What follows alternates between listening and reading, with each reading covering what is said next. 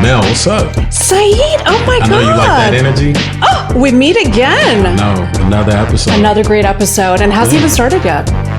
No, it hasn't even started yet. It's about to be dope though. 2 writers. Talking shit. Yes. We've got some incredible reviews. Come on, let's go. Okay, well, first off, shout out to Gray Haste. #1 fan. Once again, another comment. This is the type of stuff we like. It's the person who comments more than once. Like, don't be shy. Yeah, comment on every episode. You like an episode, say it. Yeah. Okay, so he said, another good one, exclamation point. Honestly, like others, just great hearing from real personalities regarding the biz and varying ways to navigate it. The UCLA program showcase was a new one. Hadn't heard of that one. Thanks, y'all. Love that. That was dope. We've also got a wonderful comment from Crystal Pear, and it says, this episode helped clarify so much information about what a writer can do to prepare themselves for management and what to do in that relationship dynamic. Also, a very funny episode. Thanks. Some of these comments came from the Allard Cantor episode, so if you haven't heard that, go listen to it. That was a great episode. That was a great episode. We do have a little bit of news. So our previous guest, celebrity tarot card reader, Angie Bannicky, you will remember she did pull cards for Saeed for the very first time. Yeah. Her own deck is out, so you can order yours at explorerofthesoul.com. And there is literally a card that looks like a baby Saeed. Wow. So go order it for that reason alone. Yeah, I need my publishing. First off, we got somebody that I met on Twitter. Oh. Dope writer, creator, writing for an amazing show. Joya McCrory is in the building. How are you? Good. Listen, first off, how the heck, well, writing for a show like Abbott that I want to talk about. Your episode just aired a few weeks ago. Hilarious episode. And it's funny because like when you write an episode, you see certain things. I'm like, oh yeah, I know. Like, you know what I'm saying? I'm like, you done put your feet in this one. But before we even get into Abbott, like, what was the script that changed everything for you? Ooh. I would say it's probably my spec script that I wrote for Schitt's Creek. And that is what got me into the Warner Brothers Writers Workshop. Okay. So that was the big one. And also my first spec I ever wrote, period. What? No way. No way. But let me ask you this. Were you a fan of Schitt's Creek before? I was, and then over the pandemic, it was kind of my comfort show. So I was watching it all the time. So I figured I would just put it together. What happens in your spec? It is kind of a play on Firefest. Okay. So, oh shit. Oh my God.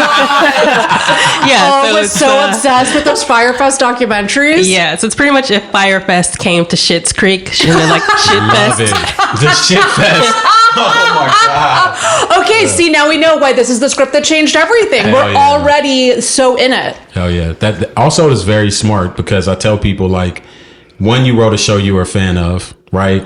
And 2, you made a great idea, right? Because I think that's part of it too. And that's something that wouldn't be on somebody's desk. So that's dope. Also, what made you enter fellowships? Like, was that something you knew, or like, how did you and how long did you enter? Yeah. And please don't say one time. Like, if you say one time. With the first spec script I ever wrote. If you wrote the first spec, oh my God, please tell it. Well, okay. I applied to the Disney Fellowship in 2019 for the first time. And I applied because I knew that was kind of a shortcut to getting a staff position on a writer on a show. Yeah. So in 2019, I applied to Disney and I made it to the semifinals. Okay. And then in 2020, I applied to WB for the first time and I did get in. Oh my God. But that took it took me 10 years total to like get from where I started. So the fellowships was kind of the last thing that I started to do before I was ready to kind of give up the dream, to be honest. Oh, so you almost Did you reach a point where you were like, all right, I'm going to give one more year at this? Or did you ever have those kind of thoughts? Yeah, summer 2020 when, some stuff was going on in the world. Just some small things. But I kind of set a goal to apply to a lot of the fellowships and a lot of contests. And my 10-year anniversary was coming up on September 1st. Okay. And I'm like, if at that time, if nothing happens for me, I have to sit down with myself and have a conversation. Like, do I really need to be in LA anymore? But oh, shit. I think I got a manager on September 1st on my 10-year anniversary. And then I found out I got into the program or the semifinals like the 2 days after that. So that's crazy. Wow. Did you work with our friend Ellie Lockman? I did. I love Ellie. Love Ellie. Rebecca too. Rebecca Windsor. Yeah, I owe those two so much. That's fire. Being born and raised in Detroit, how has that influenced your voice? That's a good question. I think Detroiters are known to be tough, and I think pretty straightforward. And I think you can kind of see that in my writing. I'm very sarcastic, so I think some of the lines that you get from Ava often come from me. I think just kind of that tough go get 'em attitude is definitely from being a Detroiter. Yeah, and definitely you need that when you're like trying to pursue this thing, which is hard to do. Like, what I'm saying? I always say it's almost crazy that I thought I could even do this. Like, you have to be slightly delusional. Oh, 100% delusional. Full delulu. Now, Joya, what is your writing process? Ooh, another good question. It is a good question. When people ask that, I always wish I had a good answer. I'm one of those people who I don't have a set writing time, and I don't like go sit at my desk. I'm kind of like, when something needs to get done, I scramble and get it done. Yeah.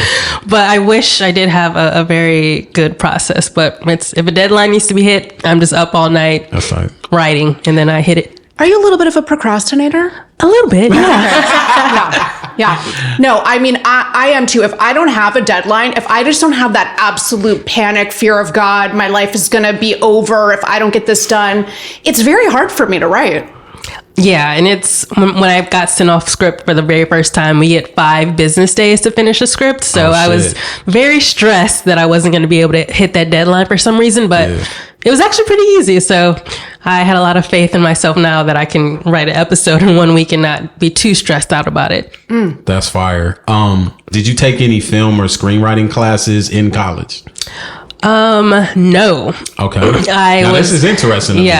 I was an English major and I took creative writing courses. Okay. And at one point I wanted to take a screenwriting class, but it was too high up and I wasn't in that major, so they didn't let me. So I didn't study screenwriting until I did the UCLA professional program. Oh shit, I did that too. Yeah, and I did the in-person one, so that's why I came out to LA in 2010. Okay, so you did that in 2010? Yep. Oh shit, I did it like 2018, I think. That's crazy. That's dope. Do they know? So here's one thing I'm always wondering.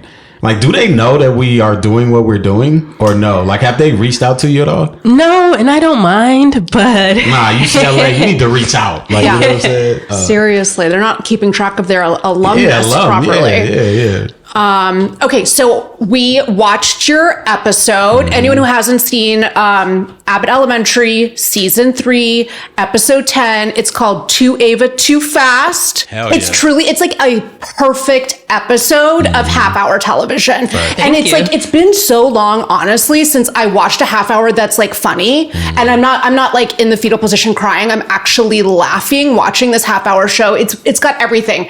It is funny. The jokes are landing. It's heartwarming. There is a celebrity guest star, Questlove. So were you able to go to set for your episode?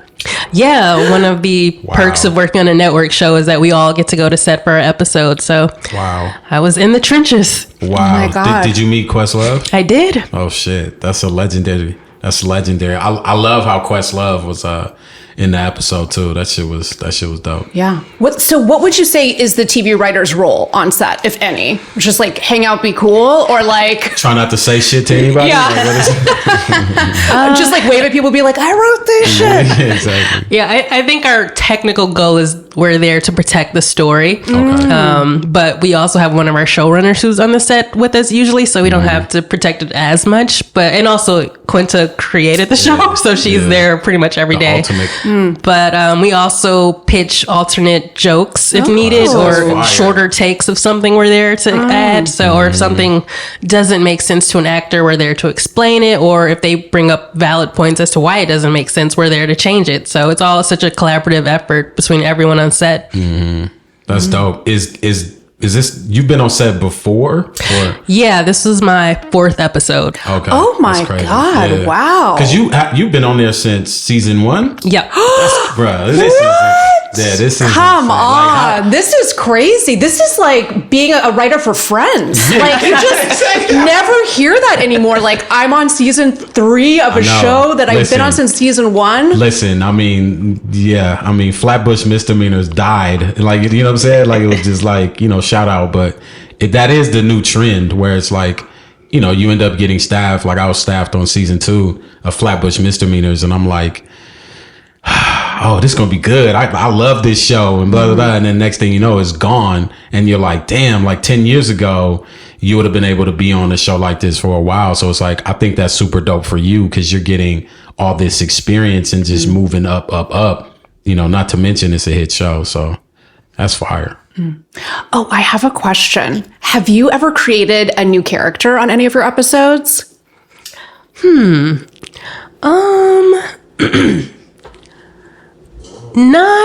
I don't think I can say I have. I think the NDA. She already said she gives a lot of Ava swag though. Like, that's definitely. I think our room is so collaborative. So I think anything, we have come up with new characters together in the room, and so we get sent off with a really long outline. So we don't have that much freedom to just throw a random person in there. But you talked about being in the WB TV Writing Fellowship Program. Like, how long was the program, and how many other writers were in it, and what did you learn from that helped you kind of prepare you for being in the Abbott room? Yep, it was 6 months, and there were 10 of us, 3 comedy writers and 7 drama writers. Yeah, and I think truly probably the most important thing that I learned in there was kind of the outlining and process and writing story areas, which is something I really never did in my personal projects, but Rebecca and Ellie really forced us to go through every step of the process of writing. So they would make us do it over and over again until we got it right. And at the time I was like hating to do that, and I hated it so much. But by the time I made it to the Abbott room, I had to write my first story area by myself. My showrunner was just so happy that I could do it by myself without any help. And I'm like, oh, okay. All that hard work actually paid off eventually. I agree. I think it's interesting because, like, for me, outlining was hard. Like, when I was in the Nickelodeon program, it was like, that took me the longest, because I was writing it's interesting because I was writing like a beat sheet, and so it's like, because when you're used to writing stuff for yourself, it's like you're not writing it for someone else to read. But they used to drill me and be like, this is not an outline. This is not an outline. You have to write in prose. Like, it has to be like a novel. And it was just so hard for me to get it over. But I just like you, once I got it over, by the time I was in the room and they were like, can you write the outline? It was like, oh my God, I don't like, these are things that they don't necessarily expect, a first time writer to possibly know how to do. And these are skills you do have to learn. Yep. So outline is different. That's dope. And damn, 7 drama. That's another thing I was telling people. If I would have known, because I was entering as a comedy writer, I was like, if I would have known there were that many more drama, I might have wrote a drama. Like, you know what I'm saying? I might have wrote like Power or something as a stuff to get up in there. Yeah. With your musical background? I know. Why not? Yes, exactly. Yeah. So was Abbott Elementary, was that your first staffing meeting, or did you have others before that one? No, that was the last one that I had. I had 2 before that one. So the first one was a show, and I kind of made it to like the second round of interviews, and then I didn't get it. And I was kind of devastated because I was really ready to leave my day job and start writing. And then my second interview happened the day before Abbott, and we were just waiting to hear about that. But then in my interview with Abbott the next day, I got offered the job in my interview. Shit. Oh, shit. Wow. That's It's like crazy. bim, bam, bop. That's crazy. What can you tell us what the other 2 shows were? Sure. I don't think there's any reason that I can't. The first one was the Head of the Class reboot that was on HBO Max, and then the second show was the Fox show Pivoting. Oh yeah. It's interesting how if you believe in the universe, like it works out the way it needs to work out. Like you know what I'm saying? Like I had went up for Charmed. And didn't get it, and I was let down. You know what I'm saying? I was like, God damn it. Like, you know what I'm saying? But it ended up working out because then I ended up getting Nickelodeon. But it's like, it's funny how, and that's something for, the upcoming writers listening to this to like, look, you didn't get the first gig. Like, you know what I'm saying? And you were let down, but it worked out. Like, sometimes it's like that and it worked out better, Yeah. A lot better. How did you prepare? Because it's interesting because you were there from season 1, so you couldn't watch. I mean, I guess you had the pilot, right? But like, how did you prepare for day 1 of Abbott Elementary Room? I think I mostly just freaked out. Hey, that's all right though. Yeah, because when I found out who else would be in the room, and I keep telling this story, but it's very true. But there are so many like stand-ups and people who are famous for being on BuzzFeed, and I just really started to second guess myself. And I'm like, how do I tell a joke? I was really like one step away from Googling that. Like, I don't know if I'm going to be funny enough to be in this room with all these people. But I think just to prepare, I watched the pilot and I had some story ideas that I could come up with. And I think I was just scared to start and see what would happen. And we were on Zoom at first. So that was kind of a weird vibe, but everyone in that room was so welcoming and great. So I got over being scared pretty quickly. That's dope. So, sorry. No, go ahead. When did you move from Zoom room to in person? We were on Zoom for about a month. Oh, so that was pretty quick. Yeah. And did you find it hard to find your place in the room on Zoom? Well, I guess the WB program was all on Zoom because we did it in 2020. So I was a little bit used to it, but I think it can be hard. Like I don't talk as much as other people in the room. So I think I had to, in those first couple of weeks, I had to make a point, like I must speak at least twice before lunch and at least twice after lunch. And I had to like writing down like what would I say. And so that was kind of my goal, to make sure I was saying things and participating. So I kind of because I think one of the quotes that I learned from my old job is like, if your presence doesn't make an impact, your absence won't make a difference. So that's always something I keep in mind. I like that's that. merch. And put that on a shirt. But yeah, I agree too. I do think like I wasn't like the most talkative, like, you know what I'm saying? But like I would like make sure, like I had a piece of paper where I would be like, all right, man, you got to get 2 in. Like, you know what I'm saying? And every day I would look at that 2. And if I got to like after lunch and it's still 2, then I'm going to have to, you know what I mean? But I also, like you, I feel like it's better to like have something additive than just say just anything. Like, you know what I'm saying? And some of the times I might not have had a joke or whatever, because I was in a room filled with comedians too on Flatbush, where it's like more than half of them is stand-ups. Like, you know what I'm saying? And it is kind of intimidating because you're like, shit, I don't think I'm funny, even though other people thought I was funny. But you're funny. I'm funny. We think you're funny. So much. We think you're funny. They did too. But yeah, no. One thing I also did to add value was research. Like, you know what I'm saying? So it was like, you know, one of the characters had like a jail issue, you know what I'm saying? Like Hassan, who was in there. And I looked up like, what are the statutes of like, if he got caught with a gun in New York, and then I bring that in the next day. Like, you know what I'm saying? Like, oh, this is what would happen. So I do feel like there's different ways that you can make yourself valuable to the room. So also you said so the pilot was already shot. Yes. That's dope. So you got to see it. That's crazy. Oh, okay. So pre-Abbott, you had your Schitt's Creek spec. What was your half-hour sample, your original half-hour sample? It was a comedy called Roomies. It's based on a true story of when my roommate in college had a baby, and we all stayed roommates throughout the whole college experience. So it was like, the alternate title at one point was like 2 sluts and a baby, but oh my God, that's good. I like that that's title. Good. But yeah, you had to change that. I was like, okay, I can't turn that in. No, I feel you though. Roomies. Yeah, roomies. That's tight though. So another thing is like, some of us aren't as, you ended up working on a show that's a hit, right?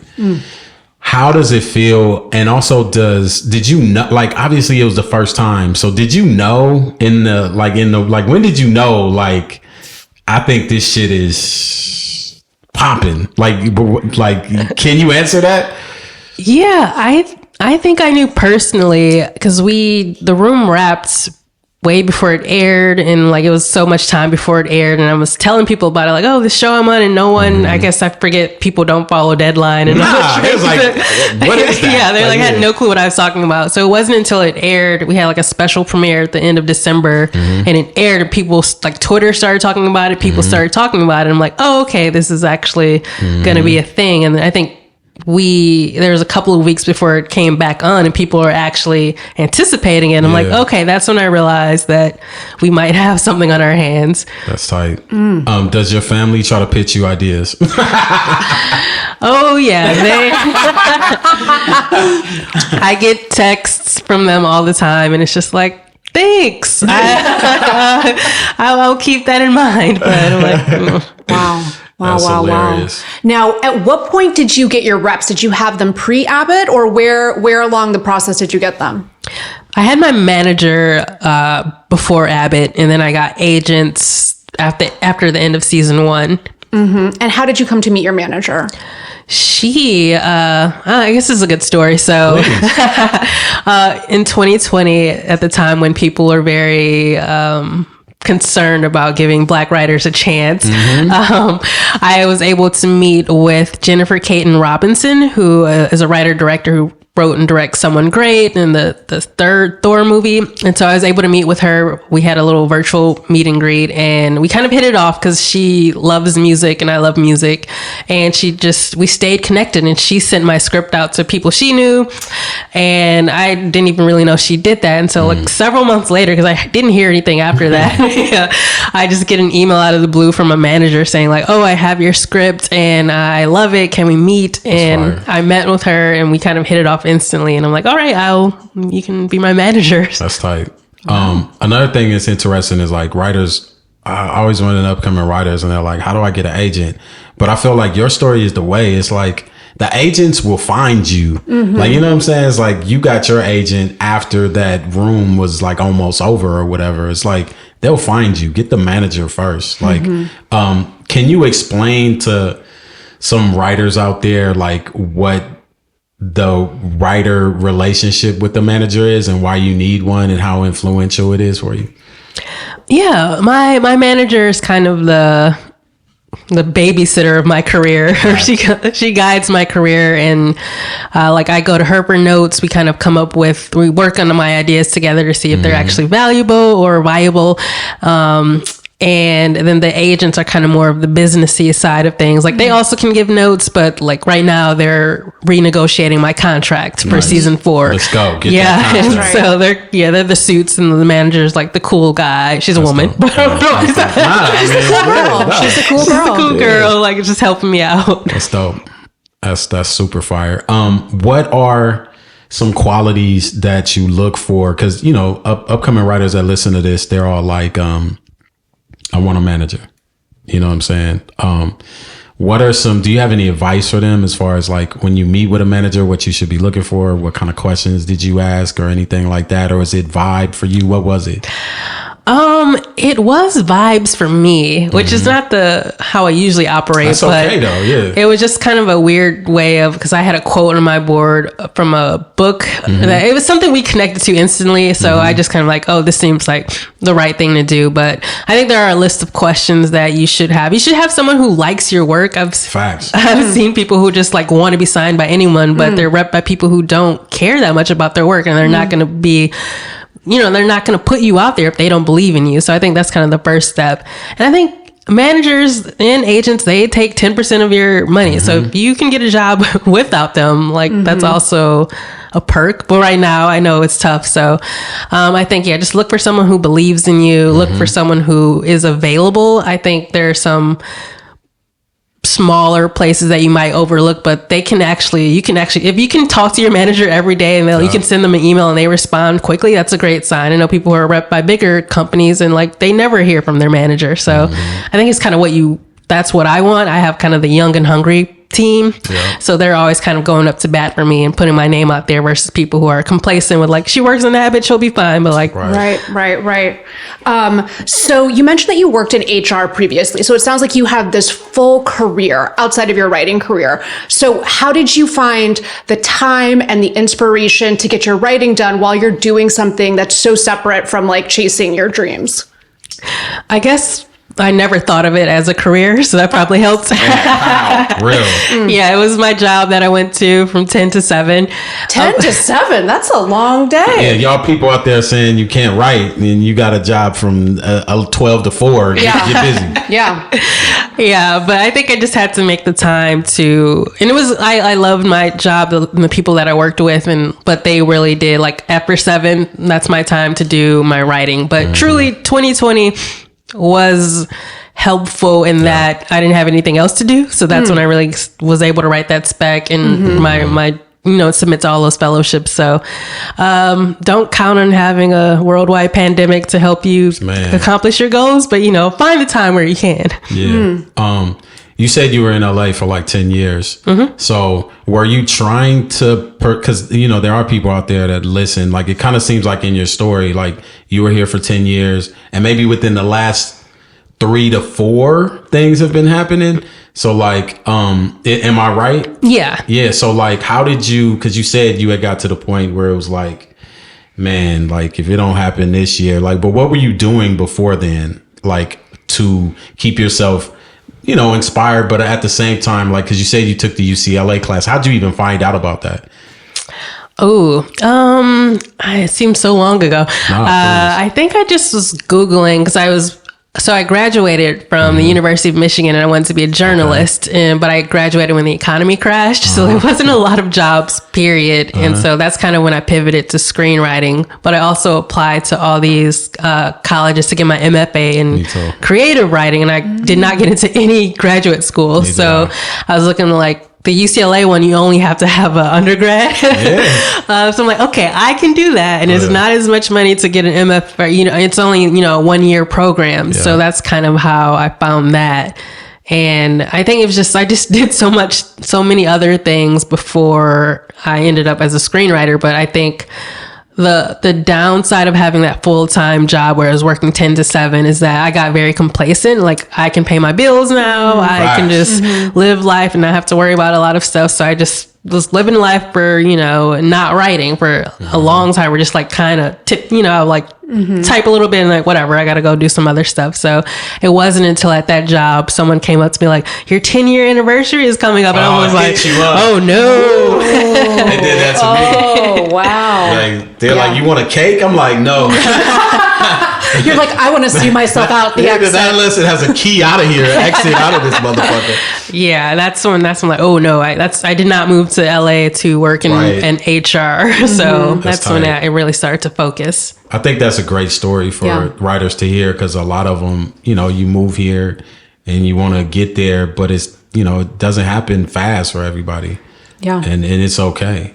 It doesn't happen fast for most people. Facts. Yeah. And so even the things that Joya was saying before about like how her first spec was like, Schitt's Creek, and then that was what she got into the fellowship with. It was her first time applying for WB. It's like, it's not an overnight success story. It's like there's all of those many years of like trying and stalling and like having the resilience and the perseverance to like move forward and keep pursuing it that enables her to like find that first time success, right? Yeah, and then the funny thing is like all that experience, because I do feel like the benefit of like having life experience and not just coming out of school directly trying to write, you ain't live shit. Like the fact that you lived a life and, you're working and you have all these experiences that I know that along with your Detroit upbringing equals bringing stories to the room, which is the job really, Yeah, absolutely. And so much of Abbott is about like working at an office type environment. The office is a school, right? So it's like, I'm sure there's many people who go into a writer's room, they've never worked an office job. They've never had a meeting with HR. They don't know what any of those dynamics are. So it's like so valuable to be bringing those real life experiences to the room. Did you find yourself grabbing shit from your job? A little bit. I think in season 1, like the generational differences between the younger and older teachers. I used to have to sit through so many generational difference workshops. So here's the generational difference video. Press play. Yeah. So, and I think like I used to lead new hire orientation. So I'm like, I know the rules about like dating in the workplace. Like, don't do it. Yeah. But I don't want the Janine and Gregory fans coming after me. But I'm like, speaking of that, in the meeting, because it's something we talk about a lot, like also learning from not getting in one room, because I didn't get in my first showrunner meeting or general meeting for staffing. Do you have any advice for writers out there that like, hey, next week I got a staffing meeting, or, you know, next month, or just any staffing meeting advice? Like, did you bring up any of your life experience in the thing?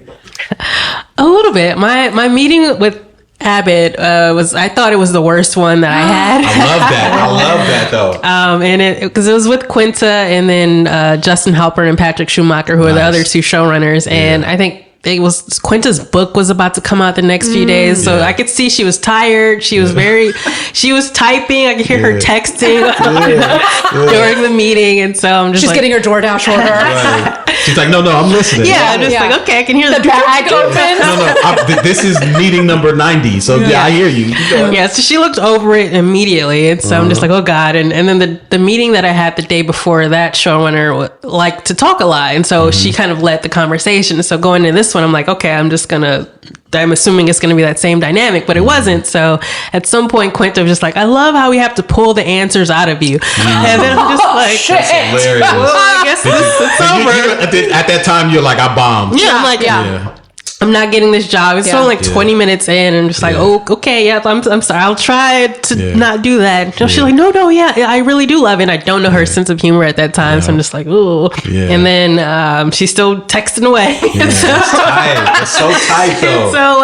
So a couple more minutes in, I mentioned how my dad was a boxer, and she's just like, we could use that for Mr. Johnson's character. And I'm like, oh, okay, well, sure. And she's like, oh yeah, because we're gonna hire you. And then I'm just like, she told you in the meeting? Yeah. I just got chills. And then I'm just like, what? She's like, I didn't think this was going this way. She's like, oh yeah, like as soon as you got in the Zoom, I was texting the guys, Justin and Pat, like, we're gonna hire her. I'm like, that's fire. Oh, shit. That's fire. And I think that's good for people out there to know, because it's like, sometimes, like, you're not the gauge of whether or not the meeting is going well or not. Get out of your own head. Like, you know what I'm saying? Just do your meeting, do it the best you can. And I think it's dope that you like felt that way, but you still was like, I'm going to be in it. I'm going to be active. I'm going to bring up my dad, the boxer. Like, you know what I'm saying? That's dope. Yeah. That's crazy. And also, it's like a room needs so many different types of personalities to balance it, right? Especially a comedy room where it's like they're so used to people who are just like pitching jokes, like coming at like the Zoom opens and they're like, you know what happened to me today? Exactly. Yeah. So I bet that they really like appreciated like your like quiet energy, and like obviously they know that you have the goods. They've read your samples, so that's crazy to get it in the room. What do you do when you're out of inspiration, unmotivated? How do you recharge a burned out battery for you? I try to go on vacation if I can. Okay, I hear that. Where are we going on vacation? Well, I don't know. I did not plan this well during this hiatus, but maybe next year. Yeah. But I'll read. Okay. What do you like to read? I mean, you were an English major. Yeah. That kind of beats the love of reading out of you. But, that's hilarious. Yeah, I do love fiction. It takes me about 3 years to read a nonfiction book, but I don't know. I just try to like live life and go hang out with my friends and be around people who aren't in the industry and just see what's going on out there, and that kind of usually gives me some inspiration, keeps me sane. Gotta live your life. No, I agree. There's something that we like to ask always at the end of our interviews, which is, what are 3 things you're like excited about? One is what you're reading. Obviously, it's not going to be nonfiction. And then 2, like, what are you listening to currently, like music wise? Or a podcast. And then, podcast. And then, what are you watching right now that you're interested in? So we want to go with the reading. What are you reading right now? I just started Cersei. Okay. Several pages in. So I just opened the cover. Just bought it a minute ago. Yeah. It just came from Amazon. But I'm excited to get into that. I've heard good things. It comes highly recommended. Yep. Listening, I think I have like 3 songs that's stuck and repeat in my head right now, which is Chapel Roan, Red Wine Supernova, Beyonce, 2 Hands to Heaven, and Sabrina Carpenter, Espresso. Okay. Are you a avid? Do you drink coffee a lot? I do, but the song is, I don't know, it's just stuck in your head. Yeah. Do you watch TikTok? Yes. Yeah. Has to, huh? Yeah. What are you watching? I just finished Fallout last night. Ooh. I just started the pilot. That pilot was fire. I'm in. It's a good show. I'm not familiar with the source material, so I was all in. Yeah. You weren't an avid video game player of Fallout? Oh yeah, no. I thought it was a comic book. But it was fun. I was entertained, so that's kind of all I asked for. That's super dope. Well, look, we appreciate you coming on 2 Writers Talking Shit. You're a writer that I've, followed on Twitter, and it's dope to see you rise. I can't wait to continue seeing what you do. Is there some place where people can follow you on Twitter, and what is that? Yeah, on Twitter, I am... Or X. It's X, right? Whatever. No, it's Twitter forever. It's Twitter forever. Yeah, on Twitter, you can follow me just Joya. On Instagram, I'm Joya313. And I usually lurk on both those social sites. Facts. Love that. And everyone, go watch Abbott Elementary. Especially go watch season 3, episode 10, To Ava Too Fast. Yes. Become even more of a fan of Joya, just like we are here on the pod. Yeah. So tell them, what can they do? Please, for the love of God, we beg you. Yes. Subscribe to the podcast. 2 Writers Talking Shit. Share the podcast. Share the podcast with your friends, with your enemies. Write us a review. Rate us 5 stars. 5. Yes. 5 beautiful stars. Thank you. Thank you. If you comment, we will shout you out. If it's a nice comment. It is a nice comment. Yeah. We only want nice comments. Saeed. Another great episode. All right. Bye. 2 Writers Talking Shit is an original podcast created by Melanie Mars and Saeed Crumpler. Our producer is Kayla Guess. Our audio engineer is T. Kelly. Listen to us on Apple Podcasts, Spotify, Google Podcasts, or wherever you damn well please. All we ask is that you subscribe, rate us 5 stars, and give us a glowing review. If you're not going to give us 5 stars or any glowing reviews, then why even log on? Save your rants for an open mic. If you have any questions for us, and I do mean any, you can email us at 2writerstalkingshit@gmail.com. That's the number 2, and then writerstalkingshit@gmail.com. See you next episode. Bye.